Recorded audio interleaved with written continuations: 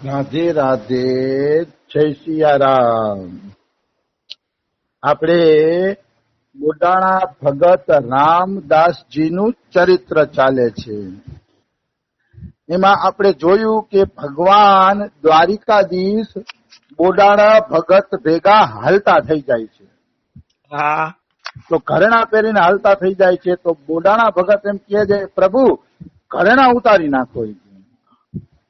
ઘરેણા માટે મેં તમારી ભક્તિ નથી કરી કે ઘરેણા માટે હું તમને નથી લઈ જતો. હા, તો ઘરેણા ઉતારી નાખો, મારે તો તમારી ભક્તિ કરવી છે, તમને લઈ જવા છે. તો ભગવાન કે ઘરેણા લઈ લઈ તો શું વાંધો છે? તો કે નહીં પ્રભુ, પૂજારીઓને દુઃખ થશે. એક તો તમે મારા ભેગા આવી જાવ છો, અને બીજું પૂજારીઓને દુઃખ થશે કે ઘરેણા ગયા. હા, એટલે ઘરેણા મોકલી દો, રાખી દો. આપણે જેને તમારી જરૂર છે, તમે અમારા ભેગા હાલો. તો અહીંયા એક દ્રષ્ટાંત આપવામાં આવ્યું છે કે ભક્તિ નિષ્કામ હોવી જોઈએ. ઘરેણા બરેણાના લોભ માટે ભક્તિ ન કરવી જોઈએ. બિલકુલ. નિષ્કામ. અહીંયા એક દ્રષ્ટાંત આપ્યું છે એક મહંતજીનું. હા, એક ગામની અંદર એક ગરીબ ડોશીમાં રહેતા હતા. હા, એ ડોશીમાં ચરખો કાંતીને પોતાનું જીવન હલવતા હતા.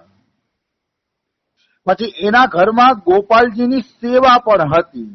હા, પોતે ગોપાલજીની સેવા પણ કરતા. તો ચરખો કાંતીને એને થોડાક પૈસા બચાવ્યા, અને એ પૈસામાંથી એને ગોપાલજી માટે સોનાના આભૂષણ બનાવ્યા. સોનાના ઘરેણા. આમ માજી ગરીબ હતા, પણ તોય એને સોનાના આભૂષણ બનાવ્યા ઠાકોરજી માટે. આવી રીતે એ ઠાકોરજીને લાડકોડ કરે, ઠાકોરજીને લાડ લડાવે. ધીરે ધીરે માજીનું શરીર વૃદ્ધ થઈ ગયું, ઉંમર થઈ ગઈ, ઘરડા થઈ ગયા. એટલે માજીને સેવામાં કઠિનાઈ પડવા માંડી. સેવા હે ને બિચારાથી થાતી નહોતી, હા, કઠિનાઈ પડવા માંડી. એટલે માજીએ વિચાર્યું કે કોઈ હારો સંત મહાત્મા મળે ને તો ગોપાલજીને એને સોંપી દઉં, એટલે ઈ ગોપાલજીની સેવા કરે. હા, તો એક દિવસ એક મહાત્મા આ ડોશીમાના ઘરે રોકાણા. હા, જોયું કે ગોપાલજી આભૂષણથી લદાયેલા છે, પગથી માથા સુધી આભૂષણ પહેરેલા છે ગોપાલજીએ. ઈ આ મહંતજીએ જોયું. હા, તો ડોશીમાં નિવેદન કરે છે કે મારા ઠાકોરજીની સેવા કરશો, મારાથી હવે સેવા થાતી નથી. હા, તો ઘરેણાના લોભમાં પેલા મહંતજી એમ કહે છે કે હા હા, હું સેવા કરી લઈશ, કે તમે સેવા મને આપી દો. પછી બીજે દિવસે ડોશીમાએ ઠાકોરજીના ઘરેણા કાઢી લીધા અને ઠાકોરજીને આપી દીધા કે લ્યો, ઠાકોરજીની ભાવથી સેવા કરજો. તો મહંતજી ના પાડતી હતી કે એમને સેવા ના કરવું. એ કે હા, તમે ઠાકોરજીના ઘરેણા આપો તો સેવા કરવું. એ કે ત્યારે માજી કે અરે મહારાજ, તમને મારા ઠાકોરજીમાં પ્રેમ નથી, તમને તો ઘરેણામાં પ્રેમ છે. જાવ જાવ, એના કરતા તો મને જેવી આવડશે ને એવી હું સેવા કરી લઈશ. અરે વાહ. જેવી સેવા મને આવડશે એવી હું કરી લઈશ. તમને નહીં આપવું છે, કારણ કે તમને તો ઘરેણાનો લોભ છે. હા, કહેવાનો ભાવ શું છે કે માજીને ખબર પડી ગઈ કે લોભીને ઠાકોરજી અપાય નહીં, કારણ કે હરખી રીતે ઠાકોર સેવા ન કરે. એટલે માજીએ એમને સેવા આપી નહીં. કહેવાનો ભાવ આવો છે કે સંસારની અંદર અત્યારે ભગવાનમાં કોઈને પ્રેમ નથી. અરે મંદિરના પૂજારી ભગવાનની સેવા એટલે કરે છે કે લાખો લોકો દર્શન કરવા આવે છે અને થાળમાં પૈસા ચડાવે છે ને હું ગેરંટી આપું છું એટલે જ મંદિરમાં પૂજા કરે છે. બિલકુલ. નકર મંદિરના પૂજારીઓ નવરા નથી કે 8-8 પોર ભગવાનની આરતી ઉતારી રાખે, પણ એ ભગવાનના કારણે પૈસો આવે છે, ધન આવે છે, એટલે લાગેલા છે. આવી વસ્તુ છે. બાકી નિષ્કામ સેવા તો કોક વિરલો ભગત જ કરે. ઠાકોરજીને નિષ્કામ પ્રેમ તો કોઈ વિરલો ભગત જ કરે, જેને કોઈ કામના ન હોય. કેવલ એક જ કામના હોય કે મારા પ્રેમથી, મારી સેવાથી મારા ઠાકોરજી પ્રસન્ન થઈ જાય. એવા તો બહુ ઓછા હોય છે. બાકી તો બધા લોભે લોભે અને લારે લારે સેવા કરતા હોય છે. તો એ ઠીક નથી લાગતું. એ બિલકુલ ઠીક લાગતું નથી. આવી વસ્તુ છે. લોભે લોભે ને લારે લારે સેવા કરે ને એ બધા બેકાર. આવી વસ્તુ છે. તો માજીએ ના આપ્યા ઠાકોરજી. એને ઘરેણા માજીએ એટલે ઉતારી લીધા હતા કે માજી પરીક્ષા કરતા હતા કે ઘરેણા વગર આ સેવા કરે છે કે નહીં. નકર માજી ઘરેણા પણ આપી જ દે. હા નિશ્ચિત માજી ઘરેણા આપી દે. પણ માજીએ પેલા ચેક કર્યું, ભાઈ ઘરેણા વગર આ સેવા કરે છે કે નહીં. પણ ઘરેણા વગર સેવા ન કરી એટલે માજી સમજી ગયા કે આને ઠાકોરજી અપાય નહીં. આવી વાત છે. તો આ રીતે મૈયા ચતુર હતા, પરીક્ષા કરીને પોતાના ઠાકોરની સેવાને બચાવી લીધી. બીજી બાજુ રામદાસજીની પણ ઠાકોરજીમાં સાચી પ્રીતિ હતી, એટલે આભૂષણોનો લોભ એમને ન કર્યો. એટલે ભગવાને જલ્દી જલ્દી આભૂષણો ઉતારી અને મંદિરમાં આજુબાજુમાં ફેંકી દીધા. ધડાધડ ફેંકી અને કેવલ વસ્ત્ર ધારણ કરી લીધા ઠાકોરજીએ. હા કેવલ વસ્ત્ર. અને વસ્ત્ર પહેરીને પછી ઠાકોરજી કહે ચાલો હવે આપણે જઈએ. તો કે ઠીક છે. પછી ઠાકોરજીને ગાડામાં બેસાડી અને બુડાણા ભગત હાલતા થયા. હા હાલતા થયા ને તો બારસના દિવસે મંદિરમાં ઠાકોરજી નહોતા. એ જોઈને બધાને ખબર પડી કે રામદાસજી બળદગાડું લઈને શું કામ આવ્યા હતા. હવે આખો ભેદ ક્લિયર થઈ ગયો કે એ બળદગાડું લઈને શા માટે આવ્યા હતા. હા ખબર પડી ગઈ કે ઠાકોરજીને ભગાડવા માટે જ એ બળદગાડું લઈને આવ્યા હતા. એ હવે બધાને ખબર પડી ગઈ. હા એટલે પંડા પૂજારીઓએ રાજાને કીધું. રાજાએ સિપાહીઓ મોકલા.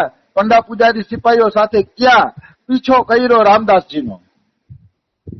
રામદાસ બુડાણા ભગતે જોયું કે પાછળ સિપાહીઓ આવે છે એટલે એ થોડા ગભરાણા અને ભગવાન હારે મીઠો ઝઘડો કરવા માંડ્યા કે જુઓ તમારા નાના લોગ આવી ગયા છે પાછળ. હવે હું તો વ્રત થઈ ગયો છું, લડાઈ ઝઘડો કરવાનું મને આવડતું નથી. કે શું કરું? તમને પાછા આપીને માફી માગી લઉં એમ પૂછે છે. તમે કેતા હોય તો તમને પાછા આપી દઉં કે અને માફી માગી લવી. આ સાંભળીને ભગવાને ગુસ્સો કર્યો મીઠો. ભગવાન કહે જુઓ ભગતજી, મને પ્રેમ કરવો અને નાના લોકોનો ડરે રાખવો બે ભેગું નહીં હાલે. આ બે વસ્તુ કે ભેગી ના થઈ શકે. કે અરે મને પ્રેમ કરવો હોય ને તો પ્રાણોની બાજી હાથ ઉપર રાખવી પડે. મેં પેલા પણ આની પેલા સત્સંગમાં ચોખવટ કરી દીધું, પ્રાણની બાજી હાથમાં રાખીને હાલે ને એ ભક્તિ કરી શકે. બિલકુલ બધા ભક્તિ કરી શકે નહીં. આમાં તો પ્રાણ દેવા પડે તો પણ તૈયાર રહેવું જોઈએ. જે કઈ કષ્ટ આવે તો સહન કરવા તૈયાર રહેવું જોઈએ. ત્યારે જ ભક્તિ કરી શકે છે. હા ભક્તિ એમનેમ થતી નથી ભાઈ. પ્રાણ હાથેનો સોદો છે. એવી વાત છે. હવે હું તમને એના દોહા આમાં આપ્યા દોહા વાંચીને સંભળાવું. હા એક દોહો છે દાદુ દયાલજીનો. હા દાદુ દયાલજી બહુ મોટા સંત થયા છે રાજસ્થાન બાજુ. એ દાદુ દયાલ નો આ દોહો છે. જબ લગી શીશ ન સોંપીએ તબ લગી ઈશ્ક ન હોય, આશિક મરને સે ના ડરે પીએ પિયાલા સોય. આયા એમ કે જબ લગી શીશ ન સોંપીએ, મતલબ જ્યાં સુધી તમે શીશ એટલે માથું સોંપતા નથી. આ માર્ગની અંદર માથું સોંપવું પડે છે. જ્યાં સુધી તમે માથું સોંપતા નથી ને ત્યાં સુધી ભક્તિ થતી નથી. આવી વસ્તુ છે. એટલે દાદુ દયાલજી કે છે જબ લગી શીશ ન સોંપીએ તબ લગી ઈશ્ક ન હોય. ઈશ્ક એટલે ભગવાનમાં પ્રેમ. જ્યાં સુધી તમે માથું સોંપતા નથી ત્યાં સુધી ભગવાનની અંદર તમારો પ્રેમ થતો નથી. એ નિશ્ચિત છે, એમાં કોઈ શંકા નથી. અને આશિક મરને સે ના ડરે પીએ પિયાલા સોય. અને એને ભગવાનના પ્રેમનો એવો પ્યાલો પી લીધો હોય ને દાદુ દયાલ કહે પછી મરવાથી પણ ડરે નહીં. મરવાથી પણ એને ડર ન લાગે. એને કહેવાય કે ભગત હાચો. હાચો ભગત બનવું હોય ને તો પછી મરવાની પણ પરવા ન હોવી જોઈએ. ત્યારે મીરાબાઈ એમ કે છે સૂલી ઉપર સેજ અમારી સોવણ કિસ્બિત હોય. સૂલી ઉપર સેજ એટલે ઓલા સૂલી હોય ને ભાલા જેવી સૂલી ઉભી રાખી હોય. એ સૂલી ઉપર કોઈની પથારી હોય અને ભીષ્મ પિતામહની જેમ બાણની સૂલી ઉપર આખી પથારી કરી હોય પછી કોઈ કે હવે તું નિંદર કરી લે તો નિંદર થાય કોઈજી? એમ ભક્તિ જેને કરવી છે એની સેજ સૂલી ઉપર હોય છે. એટલી હેલી નથી ભક્તિ. પછી એક પલટું કરીને ભગત કહે છે પલટું. એ પલટું શું કે છે દોહામાં? જીતે જી મર જાય કરે ના તન કી આશા, आशिक का दिन रात रहे सूली पर ही बासा. મતલબ જે જીવતે જીવતો મરી જ ગયો છે એમ માની લઈએ એ ભક્તિ કરી શકે. હા અને શરીરની આશા ન હોય, શરીર રીએ તોય ભલે ને શરીર વયું જાય તોય ભલે, શરીરની પણ જેને પરવા નથી એવો આશિક, એવો પ્રેમી ભગવાનની ભક્તિ કરી શકે. બીજા ભગવાનની ભક્તિ કરી શકે નહીં, બહુ કઠિન છે. હા આવી વસ્તુ જેની સૂડી ઉપર સેજ હોય છે. સૂડી ઉપર સેજ એટલે બહુ કઠિન વાત છે. ભીષ્મની જેમ શું કઈ સહેલું નથી એમ. હા આવી વસ્તુ છે. પછી કહે પછી